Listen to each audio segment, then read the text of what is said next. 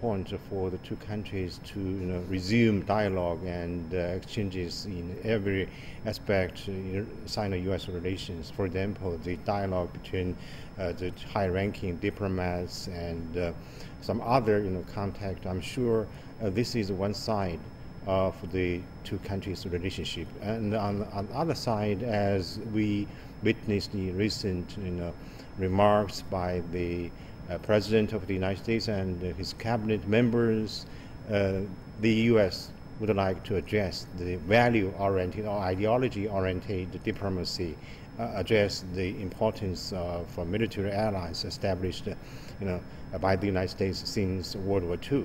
So I think this is two layers of diplomacy by the U.S. government, especially President Biden would like to have some contact with China and with some other countries.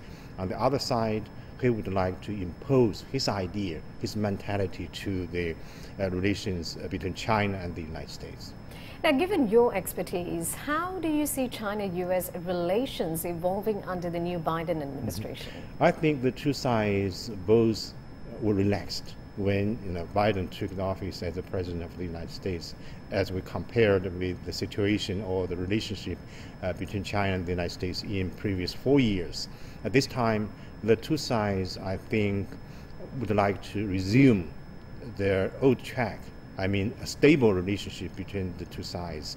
It's very important, not only good for China, but also good for the United States. In bilateral relationship, we can see we still have a lot of homework to do. For example, the fighting against the pandemic at this moment.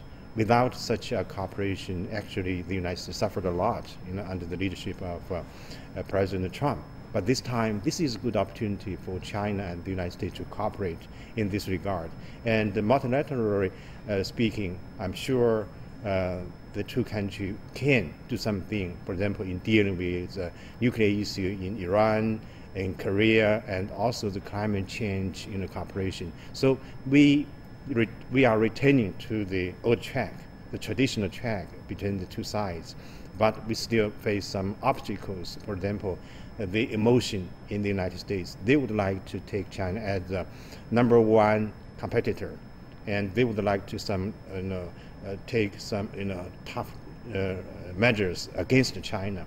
But I think China will be very cautious and will be very confident in dealing with such a challenge, including the military activities, just very close to our motherland. So this is actually a new turning point. I'm quite optimistic on the future, especially in the coming 4 years. There should be a stable relations between the two countries.